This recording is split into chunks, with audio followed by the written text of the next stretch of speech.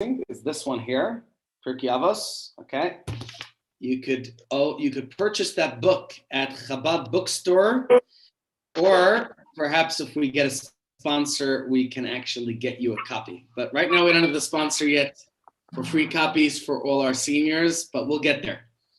But eventually, if we could get you a copy, then you could all follow with. It's got really nice stories, and it has very nice insights. So this is the book. This is the version that I'm using.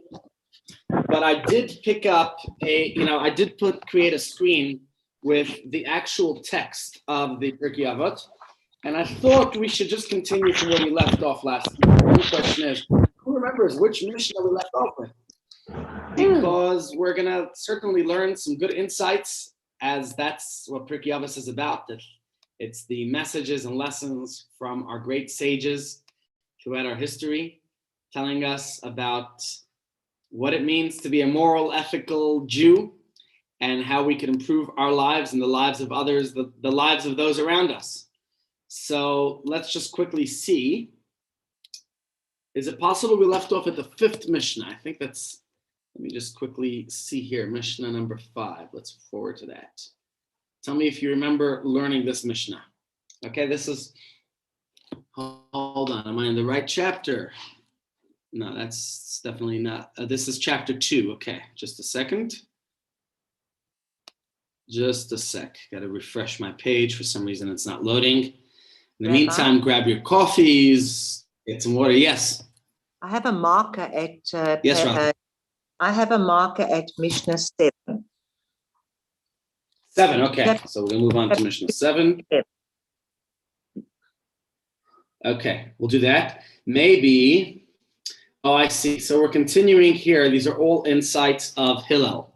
Okay, it's a continuation of what Hillel would say. So we'll continue here in a moment. Is there anyone who has any questions on these Mishnahs that we discussed last week? Okay, feel free if at any point you want to interject with any thoughts, any opinions, any perspectives, especially today, where I didn't have, I still didn't have a chance to put together any slides for this, even though I meant to. But time is very precious. And on Tuesday nights, I have 2 classes, and I had Hatzalah training last night. So it's not always practical to put these together.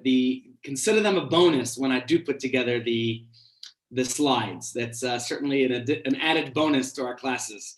So today you could look at the Mishnah, the actual text instead, and we could always just discuss it as it is.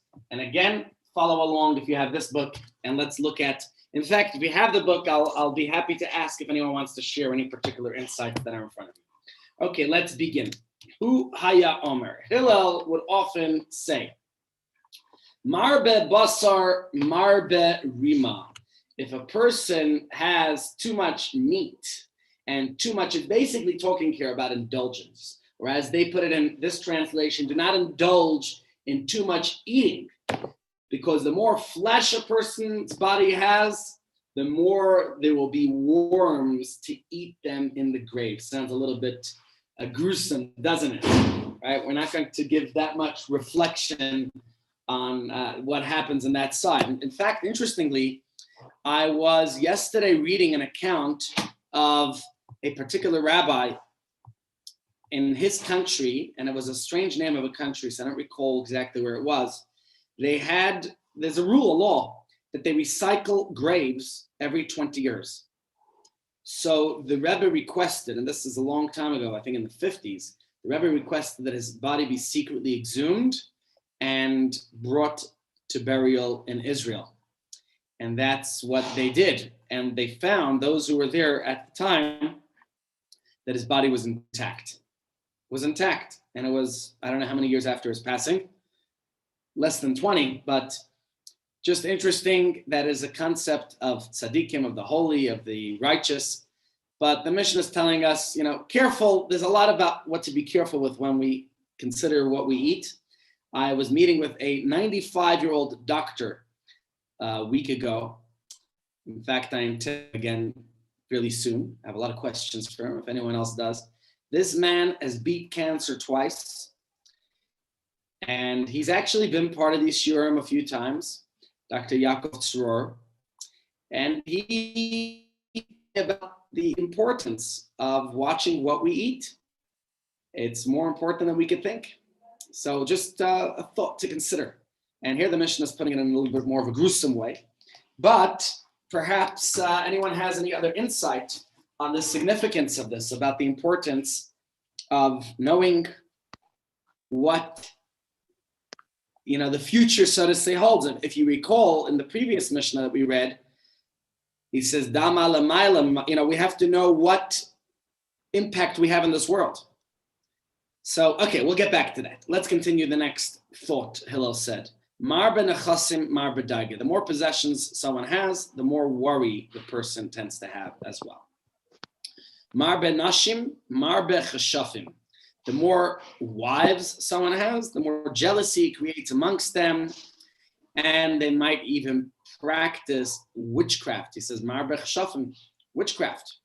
So that's ironic. Maybe that's why polygamy is no longer practiced. Someone said it was banned with the invention of the credit card.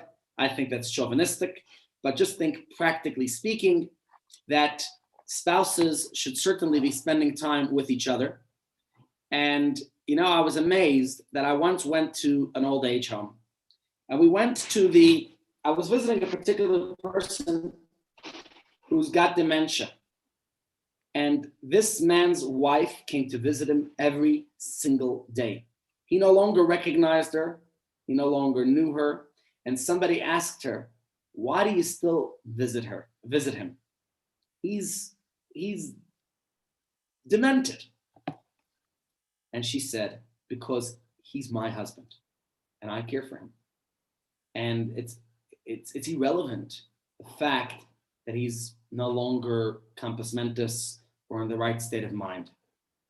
So I think this Mishnah, what Hillel is telling us, just the importance of the attention that we give to our loved ones. Are we paying attention to our children, to our grandchildren? My son, when he was a little kid, he once told me this, and it certainly still applies. He said, Daddy, you're not listening. I said, of course I am. So you're not listening with your eyes. It's important. And this Mishnah is telling us about the importance of a spouse, of, pay attention to your loved ones. Next point, he says, is marbe shvachos, marbe zima. The more domestic help someone has, the more maids, the more immorality there is in the house. Interesting. I don't want to comment too much on that. The only comment I could say sometimes is that everybody blames the other. Each one says it's the other one's job. It's the other one's responsibility. Just an interesting point. I'm sure these are all issues that can be dealt with. He's not saying you can't have excessive, although if you paid attention to yesterday's shiur, we talked about everything you do, as long as it's being done for the sake of heaven. And only you could honestly answer that question. If I'm doing it for my own self-indulgence, or am I doing something for the sake of a higher purpose? That's really a question only each of us as individuals can answer properly. It's not something anyone else can answer for you, right? Only you know if what you're doing is for heaven's sake or for your own self-aggrandizement and indulgence. Yes, Leonie, you have a question. Leonie? Yes, I have. I'm so pleased that you brought up this eating, because I listened to a shiur. I don't know the rabbi's name. Yeah. And this week, in fact, and he said that we must be careful of eating meat because we can eat the soul of the animal. And that's upset me. I want to know about it. Yeah, he was probably talking about the blood. You can't eat the blood. It says in the Torah, it's a verse in the Torah, ki hadam hu hanefesh. The blood, that the soul is contained in the blood. Now, obviously, if you're going to go for an MRI, you are never going to find the soul in any X-ray that you're going to do, right? The soul is not something that is visible, not on an X-ray, not on an MRI. That's not the case. But what the Mishnah is telling us is, where is the soul? It's not the Mishnah. The verse of the Torah says, Ki adam ubanaf. The soul is in the blood. And if the soul is in the blood, then the Torah prohibits us from consuming blood. So that is most likely what the rabbi was saying, that we're not allowed to eat blood. That's why you'll notice that kosher meat generally does not have the same color. If you look in the supermarket, non-kosher meat is always a lot more red than kosher meat, because in kosher meat, part of the process of koshering it, after being properly slaughtered and inspected and ensured that it's kosher, and obviously before that ensuring that it's a kosher animal, because we're not going to eat food from a non-kosher animal, even from a kosher animal. You know that when a cow or a bull or a sheep or whatever animal, or even a chicken is slaughtered, it has to be inspected. If it has there are certain defects that could prove it not to be kosher. Now with the bigger animals, it's checked in the lungs. I'm not a shochet, I'm not a butcher, even though I have a great grandfather who was. I have a great story to share with you about that in a moment. But the shochet, the butcher, is going to inspect it, and he will determine if it's kosher. But even after all that, part of the koshering process, what's kosher salt? A lot of people like kosher salt. What makes all salt is kosher. But what they call kosher salt is salt that's used for koshering of meat. And that's thick salt, and it tends to absorb all of the blood. And that's why you'll find that kosher meat is not as red as non-kosher meat. I remember once being in Florida and going into a supermarket where they had kosher meat, and kosher meat was always on sale. And the mashgiach said to me that they can't sell meat there that's their policy, their standard, high quality standards. It has to be red meat. And once the meat goes off color, they reduce it. So the meat there was always reduced. They probably lost a fortune on their kosher. As far as I understood, it was a loss leader. They wanted the kosher shoppers to buy there, and they always lost on their meat because they were selling it for less than they paid for it. I guess once you're there buying kosher meat for cheap, you bought other items as well. But that's just the supermarket standard. The meat has to be very red. So because we salt it very much to exude, to remove that meat, therefore it is not, you can't eat blood because it's not kosher. And that's why the salting happens, and that's why you'll find the kosher meat will not be as red as non-kosher meat. Two more messages and lessons based on your question, Leonie. Okay. Somebody once asked the Rebbe, generally speaking, Hasidic movements, including Chabad until the Rebbe came on the scene. There were 6 Rebbes before Chabad from the mid-1700s. And Chabad and all Hasidic movements were very insular. Now, yes, they accepted and inspired others who joined them. The previous Rebbe had a very small circle of, he had a big circle of influence and people he inspired, but Chabad was very small under his leadership. And I don't know if it was that much of his agenda, but I think when he came to America, he realized there was a necessity of outreach, and he started the outreach, and the Rebbe took it to a whole new degree. And another great rabbi once asked him, how could you take that responsibility? What kind of broad shoulders do you have that you could send your young emissaries all over the world? Don't you think they're going to be influenced? And who knows what could happen when young couples go to other parts of the world? You're a young rabbi and rebbetzin in your 20s.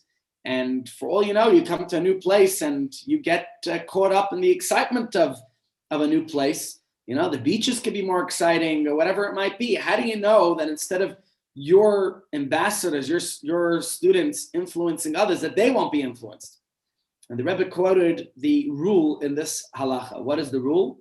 The rule is, I did the Torah the miflat loy bala, which means as long as something is exuding, it doesn't absorb. Because the question is about meat. When you're salting it, obviously the blood is going to come out. The question is, why don't we say the blood is going to come right back in? And the halacha says, as long as the blood is going out, it doesn't come back in. That's the general rule. How that works, I can't tell you. I'm not that familiar with the mechanisms of how meat works and the pathophysiology and all that. It's beyond my pay scale at this moment. But the concept is, the halacha at least says that as long as the blood is being exuded, as long as it's coming out, it doesn't get reabsorbed. Said the Rebbe, the same thing is as long as you are influencing. And today it's a big concept, the idea of influencer. We're all influencers. So as long as you're influencing, you don't have to be worried about absorbing. And I think that's an important message that he was trying to relate to all of us, not just to those who were going to be a shluchim at that time. That is, as long as we're out there doing our job and making a positive difference, we don't have to worry about what's going to come back, how it's going to reinfect us, so to say. Another idea that I was going to tell you about my great-grandfather, my father's grandfather, he was a shochet. He was instructed by the Rebbe Rashab, the fifth Rebbe who passed away in 1920.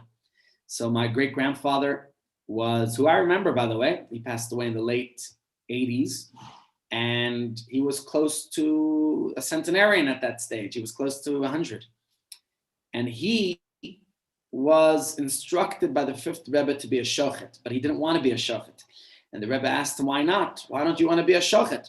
He said, I'm afraid that I'm not God-fearing enough.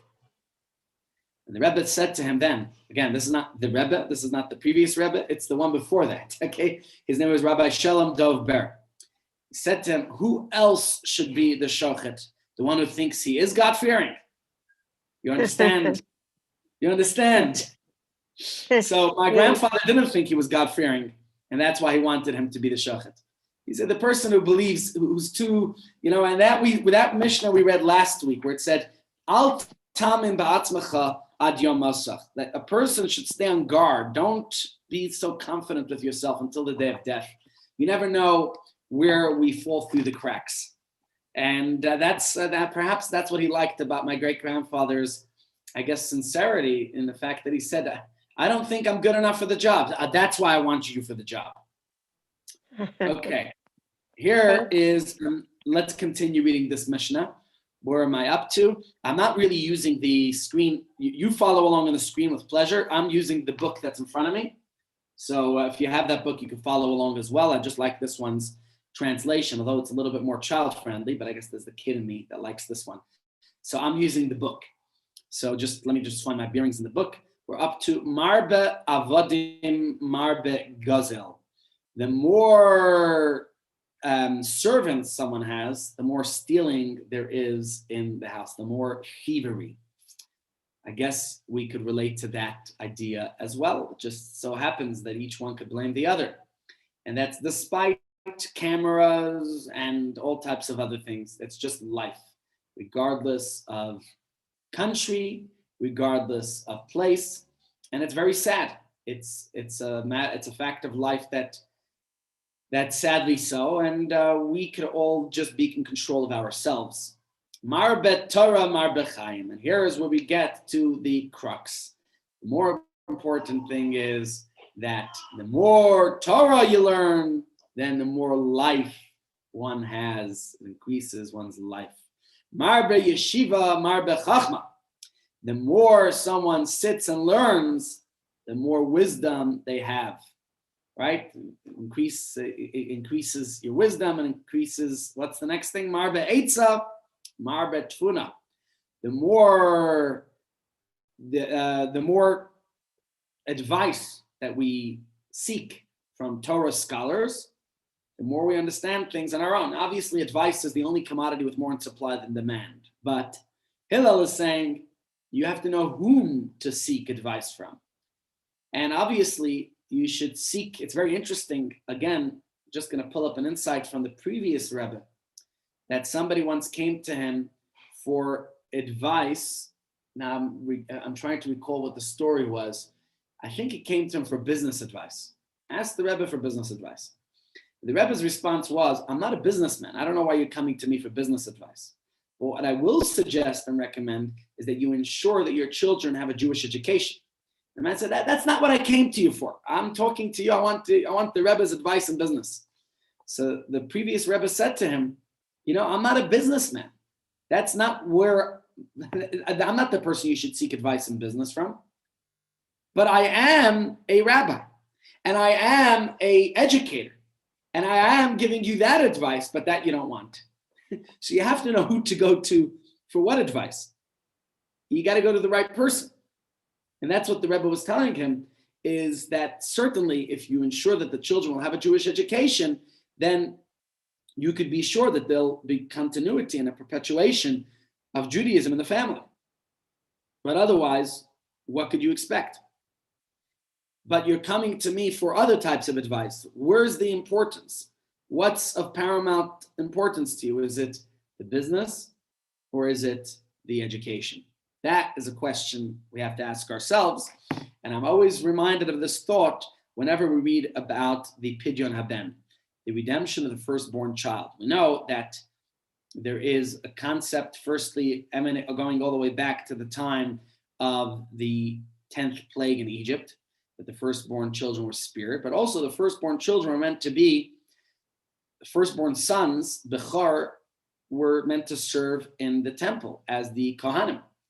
They only lost that at the time of the golden calf, when we betrayed God, act of infidelity with worshiping the golden calf. So instead, that privilege went to the family of Aaron, the Kohen, and the firstborns no longer have that privilege at this stage, although, according to many opinions, that will be restored when Mashiach comes. So there is the idea of redeeming the firstborn, because the firstborn is meant to minister, to serve in the temple. So when a firstborn child is 30 days old, and we know 30 days is considered okay, they've got their vitality, their life. So there is a ceremony that is performed, and this is a ceremony that's not necessarily so common. The reason for that, very simply, is because oftentimes, firstly, it's only if the father and mother are both Yisraelim. If the father and mother are from the family of Cohen or Levi, then it doesn't apply. It's only for a firstborn son. So if you have a firstborn daughter, again, it doesn't apply. Also, it has to be a natural birth. So if it's a cesarean section, again, it doesn't apply. So it's only for natural birth of a firstborn son. And in that case, it's a really beautiful, special ceremony. And if one hasn't had it done yet, one can still do it, provided they were born naturally to parents who are not a Cohen or Levi, right? And at this ceremony, it's very simple. Usually we do a whole celebration. In fact, we did have a big celebration for Gedalia. We did it at a rooftop garden overlooking Prospect Park in New York. It was really gorgeous. And all our friends and family came to celebrate with us. It was very, very special. And I remember distinctly the Kohen asking me, "B'mai ba'itfei, which do you prefer? Do you prefer this firstborn son of yours," he asks, "or these 5 coins that you're about to pay me to redeem that child and for the child to become yours?" And I wondered, 5 silver coins is not a lot to pay to buy back your baby from the Kohen. It's not a lot of money. In fact, I asked the Kohen, did a father ever tell you, "No, I prefer the money and I will not buy my child back"? Never happened. It's not a lot of money. It's not significant. And it's a very simple and joyous ceremony. So what's this question? 5, what do you prefer, the 5 coins or the child? But then I learned with life that it sometimes happens later on where we put the preference on the child, we put the preference on the money, and more so than the child. And that's the sad fact. That's the sad reality that unfortunately is true. And unfortunately, that's perhaps why this is the question. Where are you going to put your preference? What's going to be more important to you, the child, the money, or the child? That's what the Kohen's asking. Long term, not just today when you're buying the child back. Okay, that's really an important question that I think we could bear in mind. Okay, let's continue with this Mishnah. The Mishnah says the next thing: Marbe tzedakah, marbe shalom. The more charity someone gives, the more blessings of peace we cause in the world around us. Agreed? Okay. Next. Any questions on that? I just keep losing the place when I look down and look up again. So I apologize, but that's what happens when I'm looking at the sources in front of me. And I got like 6 different books because I wanted to try to share with you some commentaries and stories, which not so easy to get to while I'm trying to focus on teaching as well. All right, next point is Kana Shem Tov, one who has acquired a good reputation. Kana Latzmai, very nice. It's very good if you have a good reputation. People will look up to you in the world, but that's not sufficient. Instead, Hillel says, kana ledivrei Torah, kana lechaya ha'olam haba. That instead of just thinking about my own reputation, I should rather acquire the knowledge of Torah. And with that, I will ensure an everlasting place, everlasting life in the world to come. And the point he's making is, what's more important to us? Is it just the ephemeral, that which comes and goes? Or can we be more focused on what's eternal, what's everlasting? And that goes, again, hand in hand with the message about the child. What's more important, the child or the money? I think that's certainly a question that we could ask ourselves over and over and over again. Okay, any questions on this Mishnah before we go on to the next Mishnah? All right, let's just look here if there's any particular thoughts on this one that I could share with you. Let's see, Marba Eitzah, Marba Tfuna, the more advice, the more understanding. When one spends time considering how to advise another, I like this. This is a very powerful message, again, that is not, when we advise others, when we're there for other people as well, right? So that's another, again, a profound way of seeing it and understanding it, is that when we advise others, when we're there to help others, then we ourselves, the wisdom to ourselves, we also get a better clarity and understanding of things. And I've said this many times, how I had a teacher who used to say, whatever you learn, see how you could share that with others as well.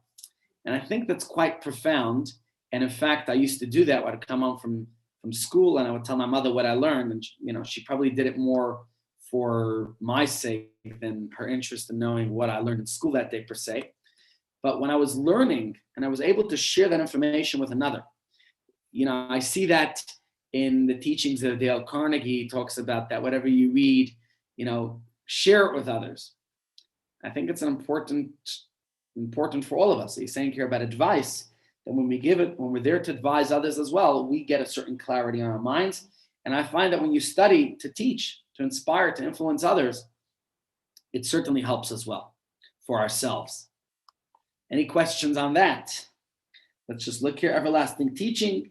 Torah doesn't just add life to one's physical lifetime, but it continues to give life even after one's passing. That's another great point, that, the point that the previous Rebbe was making about the advice that he was giving this person who came to him for business advice, and instead he tells him, well, ensure a Jewish education for your children. I think it's what he was telling him is that this is the advice that I have for you, is that you want something that's going to be everlasting. Well, certainly when you ensure that the kids learn the Torah and have the proper morals and ethics that one needs for life, then they're in the right place. Very simple as that. And that will ensure and be certain for the future as well. Okay. Any questions? Here's a little story about happiness. And the story goes that there was once a wealthy prince who became depressed. The doctors suggested that if he wore the shirt of a truly happy person, he wouldn't have worries. And I find the story quite fascinating, because what happens is they're looking out to see who they could turn to who doesn't have worries. And every person he goes to has worries. Every person's got their worries in the world. You think there's any one person who doesn't have worries?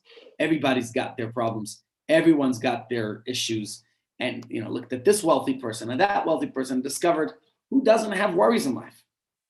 But then when he found a person who was the person who didn't have worries, it actually happened to be an impoverished person and nothing to worry about. And I think this also fits into this Mishnah. Now, I'm not saying that that the point is we should have nothing in life, but maybe it's about the priorities that we put on what's important to us.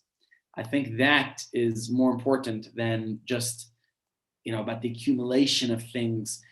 And again, this fits into what we discussed yesterday. What's important to me? Is it for the sake of just self-indulgence, self-aggrandizement? How much more stuff can I get in my life? Or is it more about how is this fulfilling my purpose, my mission, why God put me in this world? And that again, only as an individual, can each of us answer that question. So we have to make sure that we realize that the material things we accumulate, as significant as they are only temporary. The iPhone I have now is already outdated, already causing me trouble. That's just life.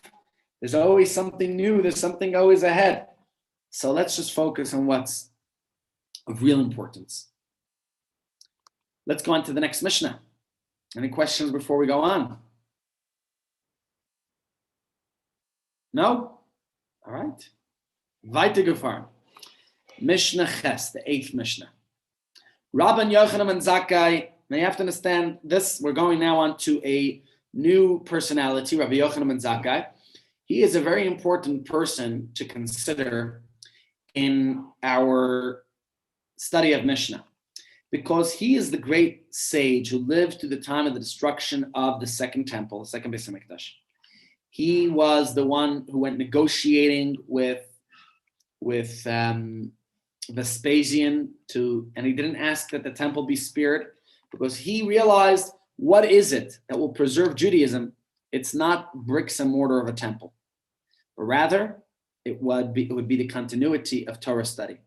And that's why what he asked for was that he heal the sages, that he preserve and not destroy the city of Yavne, where the center of Torah study moved to at that time, because of all the politics going on in Jerusalem. Yavne is not far from Jerusalem, but they moved the Sanhedrin. They moved the seat, the center of Torah study, to Yavne. So that's Rabbi Yochanan ben Zakkai. He was a very great sage, and he was a student. He learned from Hillel and Shammai. They were his predecessors. And what did they tell him that he wants to share with us? And he's going to discuss this in the next few Mishnahs. We'll learn interesting insights from him. He said, Hu haya omer. He would often say, Im lamadata Torah harbe. If you've learned a lot of Torah, al tachazik tova la'atzmecha. Do not take credit for yourself. Why? Ki lekach notzarta. Because you have only been, that's the purpose you were created, right? That's what you were created for. You were created to study Torah. You were created to teach the Torah which you study. So this is a very important point, again, connecting with what we said before. You have a talent. You have a gift from God. You studied Torah. Don't hoard it to yourself. It should be something that you inspire and you teach others with as well. Oftentimes we have talents and we haven't shared them. And it's something that bothers me. Oftentimes, sadly, I'm at Shiva homes a lot, and I find that people don't know much about their beloved parent, or they've heard things and they haven't documented it. So it's good to share the memories, share your lessons of life, right? Learn, live, share. That's my new motto for today. Learn, live, share. That which you learned, don't hold it to yourself. Live it and share it and inspire others with it as well. So this doesn't only apply, of course, Rabbi Yochanan ben Zakkai, was talking here about the Torah specifically. They mention a story here about the Chafetz Chaim. The Chafetz Chaim wrote numerous books. He wrote the Mishnah Berurah, he wrote the Shemiras HaLashon, he wrote Tzipis Yeshua, various books that he authored. And he says to God, you gave me the merit of fulfilling your wishes, and I have no words to thank you for that. But what have I done for you? Now, he was just being humble, right? The Chafetz Chaim. He was a very humble person. But I think this story illustrates the idea that, God, you put me into this world. I'm going to make the most of it. I'm going to suck the marrow out of life.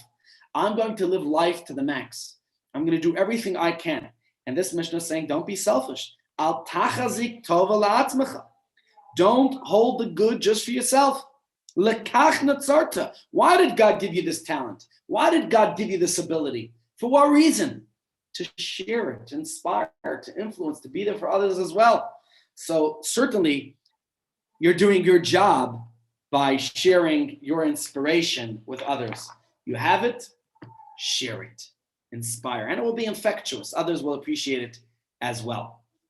Okay, that was Mishnah Ches. Let's go on to Mishnah Tes now.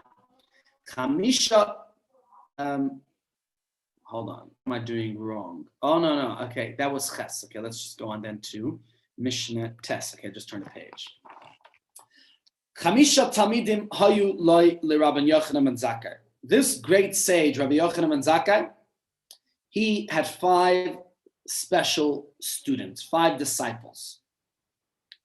The Eluhem, here they are. The truth is he had many more. He was a great luminary, great teacher of Torah in Israel. He is the one who gets the credit for preserving Torah. He's the one who realized that regardless what happens, the Romans might destroy the temple. Jews might be dispersed around the world. It's not the temple that's going to keep us together, that's going to make us survive, but it's the Torah. And so here he talks about his particular 5 disciples, these students, and he tells us about their qualities in this Mishnah and the next. So we have to at least try to cover the next 2 Mishnahs. Okay, let's try this right now. He says as follows, these are the 5 students. The first one is Rabbi Eliezer ben Hyrcanus, Rabbi Yeshua ben Chananya, Rabbi Yossi HaKohen, Rabbi Shimon ben Nesanel, Rabbi Eliezer ben Arach. Okay, these are their names. You'll notice that in the Middle East, people still go by these types of names, right? Muhammad bin whatever. And the great sages also went with these names, Rabbi Eliezer ben Hyrcanus. Besides the point, they probably didn't have surnames in those days. The question only was there another Rabbi Eliezer ben Hyrcanus at the same time, or another Rabbi Yeshua, the son of Hananiah?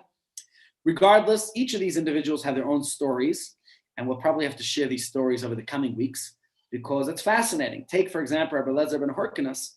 He was more of a Baal Tshuva, even though he came from a working class family, and until his 20s, he wasn't much involved in any Torah study. He found himself to be illiterate, and he was a farmer from a very wealthy family. They owned swaths of land, and they were responsible for a lot of Israel's agriculture. And it was I think there were 10 sons. And Hyrcanus was a renowned businessman, a great philanthropist as well. But he wanted each of his kids to be trained in the business and to continue that business. But his young child, this one who became Rabbi Eliezer ben Hyrcanus, he chose to abandon the family business and went off to study Torah. And his father was really mad and upset with him for this. What are you leaving the family business? And promised, in fact, to take him out of his will, to pull him out of the estate. That's it. He would have no portion in it. And when he came to Jerusalem and discovered what a great sage his son has become, he was so impressed that he decided to give his son the entire estate, and he would look after the rest of them, which his son refused. He says, I don't want that distraction in my life. But there's many stories about him because it certainly wasn't simple or easy for him to become the great sage who he did become. It took time and effort and diligence, but he became a great sage that we're going to read about in this Mishnah as we proceed here. Okay, so now he's going to recount the praises of each of these students. What does he say about them? Hu hayamana shavacham. He used to list their praiseworthy qualities as follows. Rabbi Eliezer ben Hyrcanus, bar sud she'ena ma'abed tipa. He describes this Rabbi Eliezer ben Hyrcanus like a cemented tank that does not lose a drop of water, doesn't forget anything. What a description for him, right? A cemented cistern that doesn't lose a drop. That's quite a fascinating idea that he absorbs what he studies. We could learn from all these points. Why is he telling us this about his students in a book of ethics that we could learn? The idea of what does it take to absorb our learning, okay?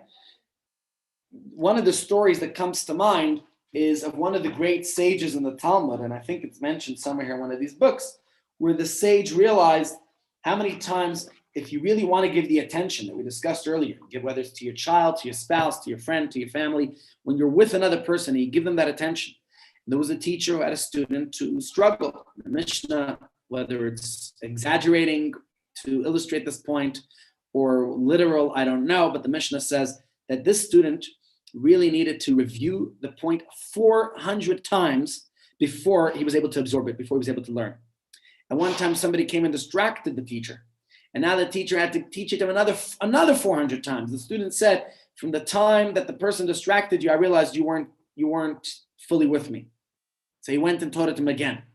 And the Talmud again is illustrating the point that here you have a teacher who's really there for the student, who's committed. Again, also about the student, how many times the student is willing to review something to learn it. So it wasn't easy. It wasn't like he just had this photographic memory. We all have a photographic memory. By the way, you have a photographic memory. You just have to develop it. And maybe that's the point. Rabbi Eliezer ben Hyrcanus, who had a difficult struggle to become the great sage who he was, yet he absorbed it all.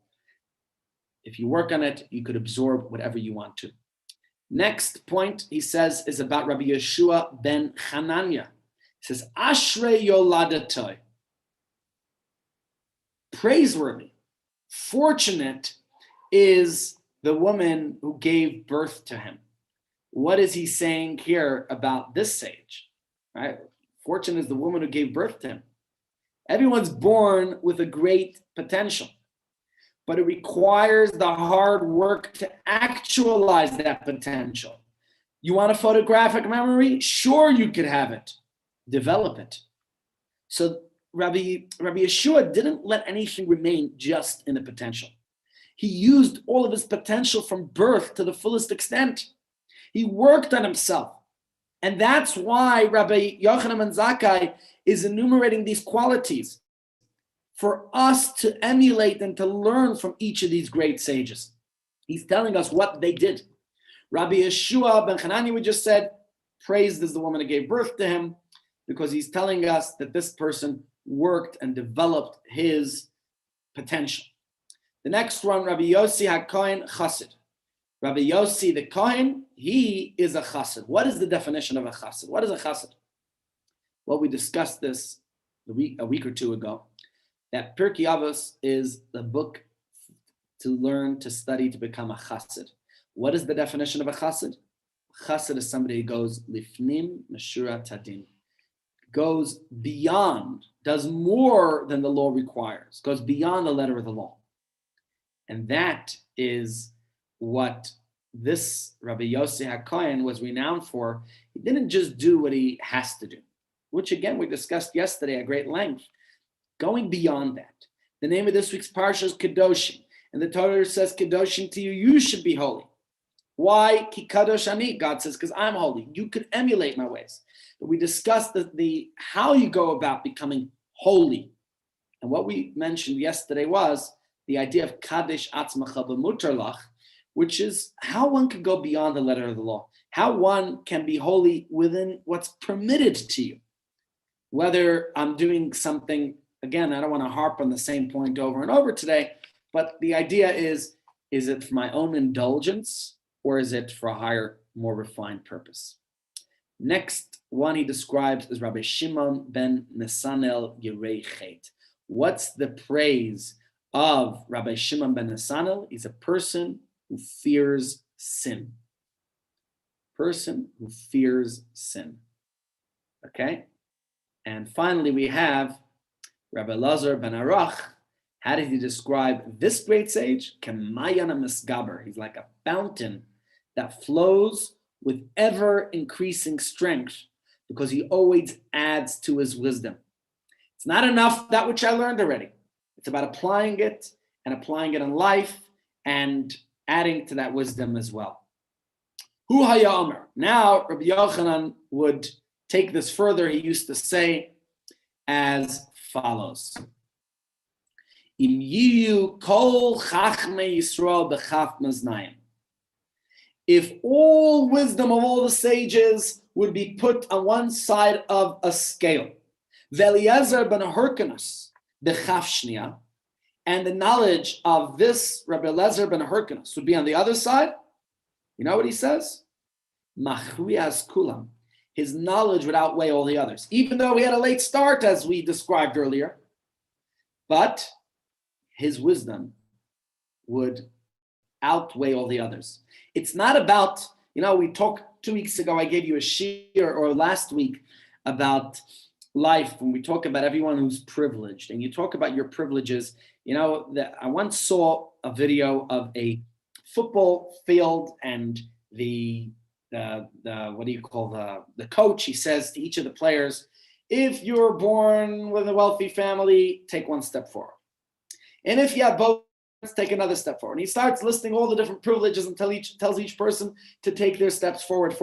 And everybody realizes the privileges they have, and all those people who are stuck in the back, right? Those who are, were previously disadvantaged, and those who are living in harsh conditions and poverty and divorced parents, and all the different struggles and challenges. What perhaps he's illustrating here is, despite Rebbe Eliezer ben Harkinas's late start, he still made a great sage out of himself.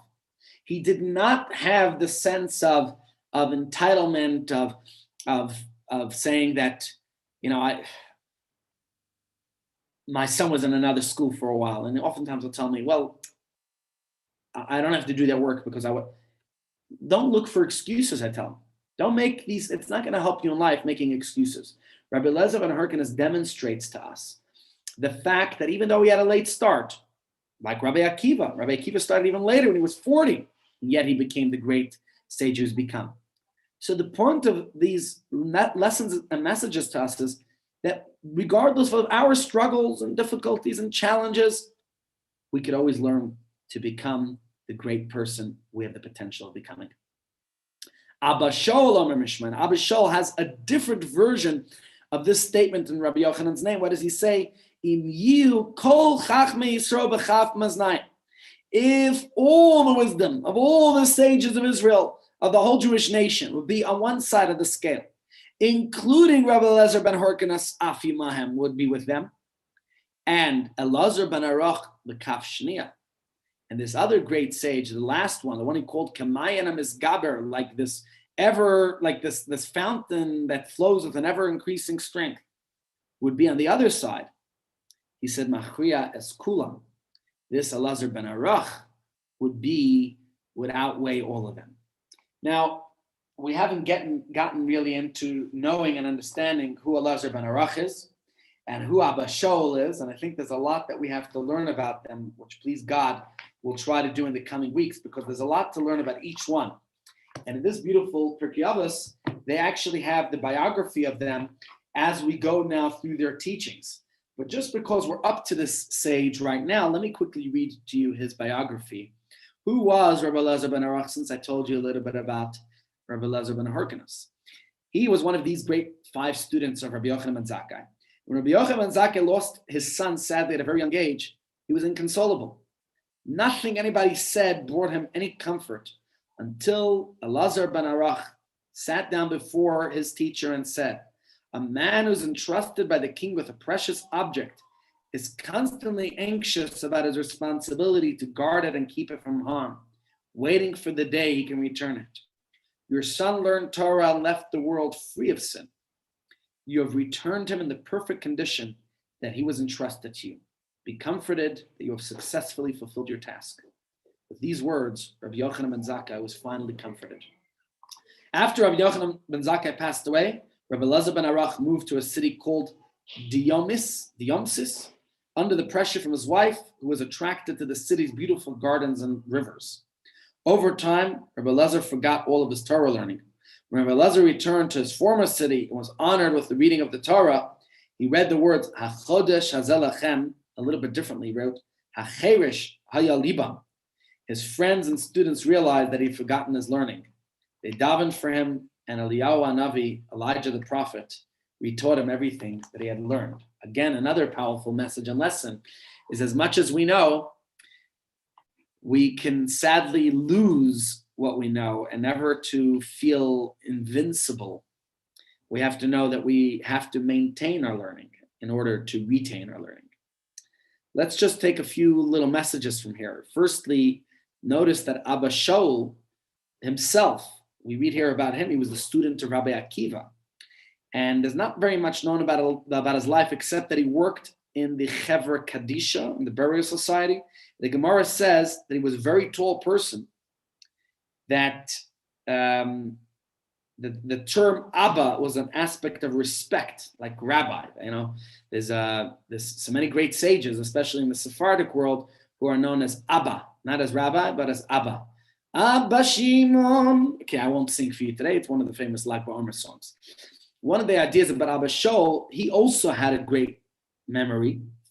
And he says that Rabbi Lazar, who was always expanding his knowledge, not just remembering it, but expanding it, taking that knowledge, I guess, applying it, finding ways to expand that knowledge. And it teaches us that we shouldn't be satisfied with only doing what we're naturally good at, but we should strive to develop qualities that are not yet part of our nature. We should go beyond what we're comfortable with, beyond our comfort zones. Any other points that anyone wishes to share on this Mishnah? Should we do one more? Guys, ready for one more Mishnah? The only thing is it's a little bit of a long Mishnah. So I don't know if we'll be able to get through all of it today. So let's leave the next Mishnah for next week. And with that, I'll answer any questions anyone has. Whoever can remember the place, we're up to the 10th Mishnah. Either we could continue going in this sequence, or we could go on to the next chapter and just get back to this Mishnah when we get to chapter 2 again. Whatever way you prefer, I'm happy either way. Any questions before we conclude today's shiur? Rabbi, we don't say that paragraph of learning the beginning and the end of a Mishnah if we just stop in the middle and carry on.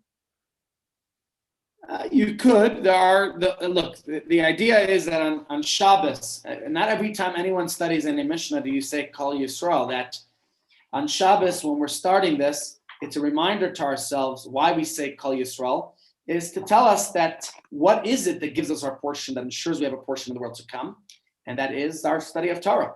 So the reason it was instituted to study these Pirkei Avos between Pesach and Shavuos is a dual reason. Firstly, it's because we're getting ready to receive the Torah at Mount Sinai. We understand there is the written Torah, but there's also the oral Torah. There's two aspects to Torah. Here we get a taste of what the sages, what they learned from the Torah, not just the laws on how to live our lives, but also the morals, the ethics, how to make it real and relevant and practical, to, in a pragmatic way to make it a real part of our lives. So we say, Kol Yisrael yesh lem chelik l'olam haba. We remind ourselves what gives us our portion in the world to come. What is it that eternalizes our life? It's the study with Torah, the study of Torah and the application we make of it to our lives. The other idea is, of course, is that we're preparing to receive the Torah, Matan Torah and Shavuos.